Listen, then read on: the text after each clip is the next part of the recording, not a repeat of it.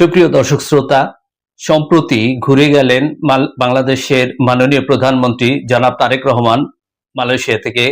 তিনি ইতিমধ্যে চীনের উদ্দেশ্যে রওনা দিয়েছেন।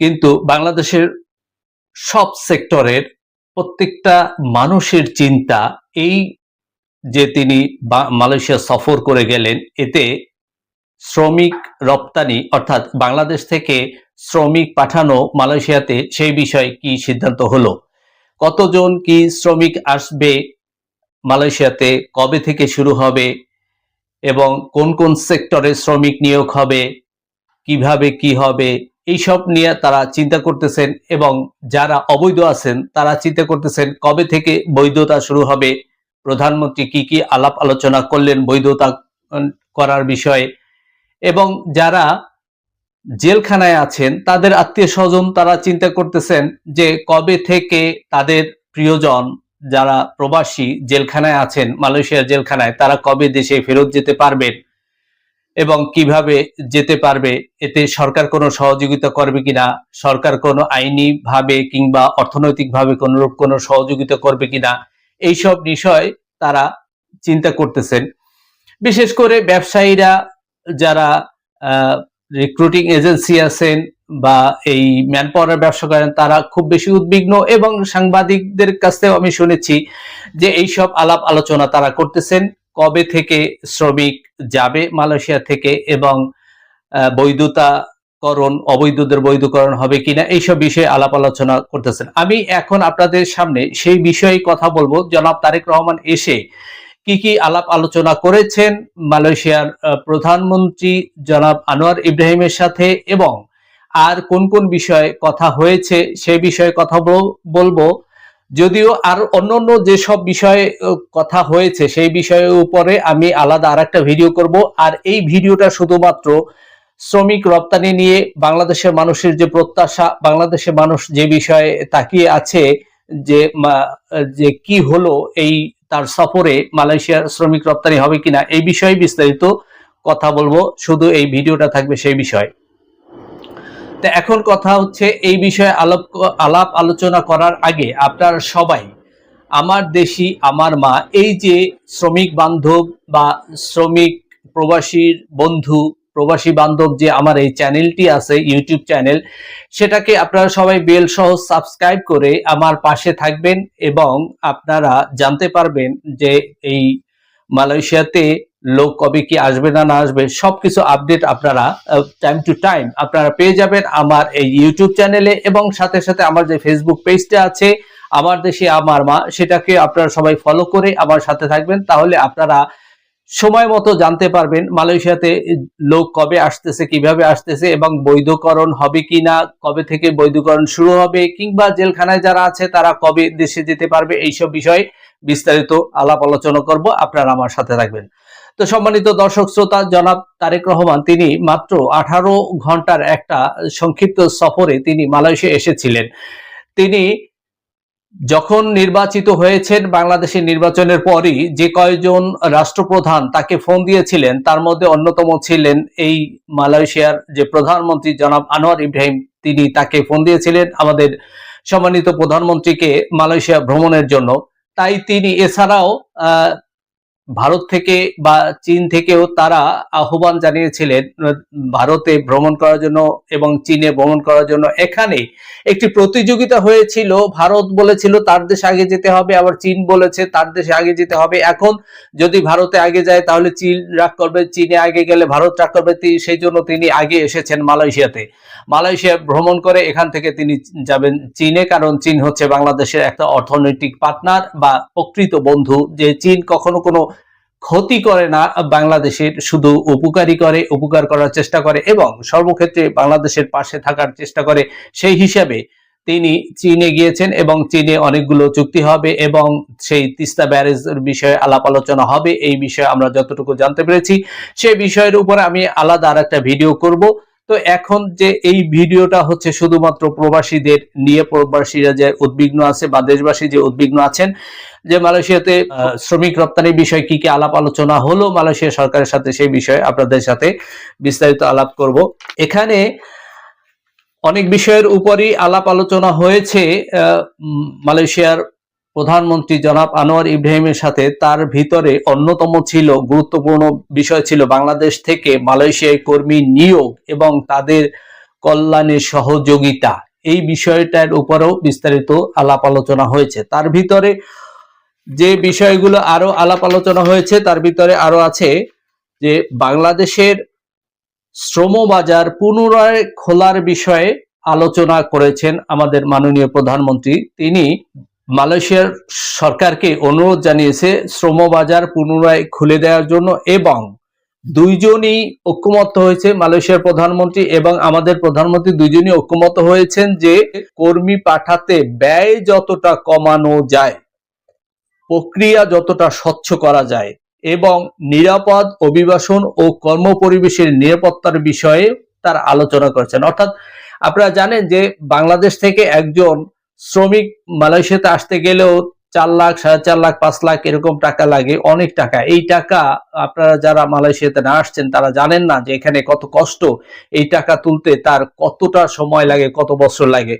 তাই এখানে এত টাকা লাগে, সেই বিষয়ে আমাদের প্রধানমন্ত্রী মালয়েশিয়ার প্রধানমন্ত্রীর সাথে আলাপ করেছেন যাতে টাকা কম খরচে আসা যায় এবং প্রক্রিয়া যে যতটা স্বচ্ছ করা যায়। আপনারা জানেন যে এখানে মালয়েশিয়া থেকে সবসময় একটা সিন্ডিকেট চাপিয়ে দেওয়া হয় বাংলাদেশের জন্য, যে বাংলাদেশ থেকে মালয়েশিয়াতে শ্রমিক পাঠাতে হলে এই সিন্ডিকেটের মাধ্যমে আসতে হয়, যেটা বাংলাদেশের শ্রমিক যারা আসতে চায় তাদের জন্য খুবই একটা বিপদের বিষয় হয় এই সিন্ডিকেটটা। সেই বিষয়ে কথা বলেছেন যাতে সিন্ডিকেট না থাকে এবং স্বচ্ছ প্রক্রিয়ায় যাতে মালয়েশিয়াতে মানুষ আসতে পারে এবং নিরাপদ অভিবাসন এবং কর্ম পরিবেশের নিরাপত্তার বিষয়ে আলাপ আলোচনা করেছেন। এবং নিরাপদ অভিবাসন অর্থাৎ আমাদের প্রবাসীরা যেখানেই থাকুক না কেন তারা যাতে নিরাপদে থাকতে পারেন, তাদের উপরে যাতে কোনো অন্যায় অত্যাচার অবিচার না হয়।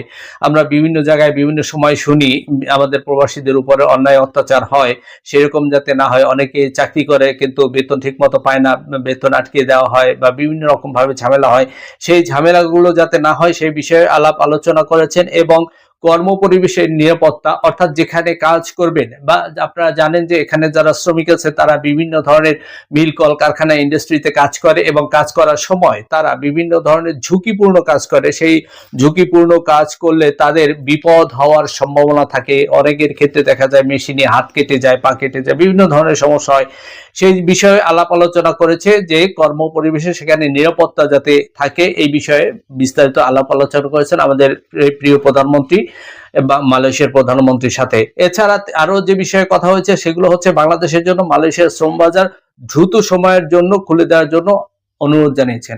অর্থাৎ মালয়েশিয়া তো বাংলাদেশ থেকে শ্রমিক আনবে, অবশ্যই আনবেন, এবং সেটা যাতে আরো দ্রুত হয়, আরো দ্রুত গতিতে হয়, খুব তাড়াতাড়ি যাতে হয়, সেই জন্য বাংলাদেশের প্রধানমন্ত্রী তিনি মালয়েশিয়ার প্রধানমন্ত্রীর কাছে আহ্বান জানিয়েছেন, অনুরোধ জানিয়েছেন, এবং যেটা আরো স্বল্প ব্যয়ে আরো বেশি সংখ্যক কর্মী নিয়োগের জন্য অনুরোধ জানিয়েছেন, যাতে কম খরচে বাংলাদেশ থেকে যাতে আরো বেশি পরিমাণ শ্রমিক আসতে পারে মালয়েশিয়াতে, সেই জন্য যাতে আরো বেশি করে বেশি আসতে পারে, সেই জন্য মালয়েশিয়ার প্রধানমন্ত্রীর কাছে আমাদের সম্মানিত প্রধানমন্ত্রী তিনি আহ্বান জানিয়েছেন। এরপরে যে বিষয়টা আছে সেটা হচ্ছে অবৈধদের বৈধ করার জন্য তিনি অনুরোধ জানিয়েছেন। আমাদের মাননীয় প্রধানমন্ত্রী তিনি অবৈধদের বৈধ করার জন্য মালয়েশিয়ার প্রধানমন্ত্রীর কাছে অনুরোধ জানিয়েছেন, যাতে আপনারা জানেন এখানে অনেক অসংখ্য অবৈধ প্রবাসী আছে যারা প্রতিনিয়ত অত্যন্ত নির্যাতন বা অত্যন্ত কষ্টের মধ্যে তাদের থাকতে হয়। প্রত্যেকটা মুহূর্ত, প্রত্যেকটা সময় তাদের বুকের ভিতরে, তাদের কলিজার ভিতরে এরকমের ভয় থাকে, কখন পুলিশ এসে কোত্থেকে গ্রেপ্তার করে ফেলে তার কোনো ঠিক নাই, এবং সেই গ্রেপ্তার হলে সে জেলখানায় যে কষ্ট, সেই কষ্টের কথা ভেবে এই অবৈধ শ্রমিকরা তারা খুবই উদ্বিগ্নতার মধ্যে থাকেন, খুবই ভয়ের মধ্যে থাকেন। সেই জন্য আমাদের মাননীয় প্রধানমন্ত্রী তিনি এই অনুরোধ জানিয়েছেন মালয়েশিয়ার প্রধানমন্ত্রীর কাছে যাতে খুব দ্রুত এই অবৈধদের বৈধকরণ করা হয়। এরপরে আছে আটক। মালয়েশিয়ার বিভিন্ন জেলখানায় আমাদের বাংলাদেশিরা প্রায় 2000-এর উপরে নাকি আটক আছেন। এই 2000-এর উপরে এই যে আটক আছে বাংলাদেশের যত মালয়েশিয়ার জেলখানায় যত আটক আছে বাংলাদেশিরা, তাদেরকে বাংলাদেশের প্রধানমন্ত্রী মালয়েশিয়ার প্রধানমন্ত্রীকে বলেছেন তাদের অর্থাৎ মালয়েশিয়ার যে আইন আছে সেই আইনের উপরেই যাতে ভিত্তি করে খুব দ্রুত সহজভাবে তাদেরকে দেশে পাঠানো যায় সেই প্রক্রিয়া গ্রহণ করার জন্য আমাদের প্রধানমন্ত্রী তিনি মালয়েশিয়ার প্রধানমন্ত্রীর কাছে অনুরোধ জানিয়েছেন যাতে খুব দ্রুত সময় এটা হয়। সম্মানিত দর্শক শ্রোতা, এখানে আমাদের মাননীয় প্রধানমন্ত্রী যেহেতু তিনি জনগণের ভোটে নির্বাচিত হয়েছেন তাই তিনি জনগণের স্বার্থ রক্ষার জন্য এবং তিনি এই যে মালয়েশিয়া সফরে এসেছেন সেটা আমাদের প্রবাসীদের জন্য খুবই একটা ভালো কাজ করেছেন এবং প্রবাসীদের পক্ষে কথা বলার জন্য তিনি এসেছেন এবং তিনি কথা বলেছেন, সেটা প্রবাসীদের জন্য ভালো হয়েছে। তো এখন এখানে যে তিনি যে মাননীয় প্রধানমন্ত্রী তিনি একটি টার্গেট করেছেন যে 1 বছরের মধ্যে লক্ষ লক্ষ শ্রমিক তিনি বিদেশে পাঠাবেন, কারণ বাংলাদেশের অর্থনীতির অবস্থা ভীষণ খারাপ। তারই ভিত্তিতে তিনি এই মালয়েশিয়া প্রথম সফর করলেন এবং যাতে শ্রমিক পাঠানো যায় অতি দ্রুত সময়ের মধ্যে বাংলাদেশ থেকে যাতে শ্রমিক রপ্তানি করা যায় মালয়েশিয়াতে, সেই বিষয়ে তিনি আলাপ আলোচনা করার জন্য। তো এখানে কোনো নির্দিষ্ট সময় এখনো পাওয়া যায়নি। মাননীয় প্রধানমন্ত্রীর একজন সফর সঙ্গী আছেন আমার বন্ধু, তার সাথে আমি কথা বলেছি। কথা বলে যতটুকু আমি জানতে পেরেছি এখনো কোনো নির্দিষ্ট সময় পাওয়া যায়নি, কিন্তু এখন আমাদের প্রধানমন্ত্রী এসেছেন, এসে এখানের যে মাননীয় প্রধানমন্ত্রী আছেন জনাব আনোয়ার ইব্রাহিমের সাথে আলাপ আলোচনা করেছেন। এখন এই দেশের সরকার তারা নিজেদের ভিতর আলাপ আলোচনা করে যত দ্রুত সম্ভব এই শ্রমিক রপ্তানির বিষয়টা খুলে দেওয়ার জন্য তারা হয়তো ব্যবস্থা নেবেন, এই আশা আমরা করতে পারি এবং এই আশা আমরা করি। আমরা হয়তো ভবিষ্যতে সেইটাই দেখতে পাবো। তো এটাই হচ্ছে শ্রমিক রপ্তানির বিষয়ে সংবাদ, যতটুকু পাওয়া গেল ভিতর এবং বাহির থেকে সেটুকু আপনাকে কাছে তুলে ধরলাম।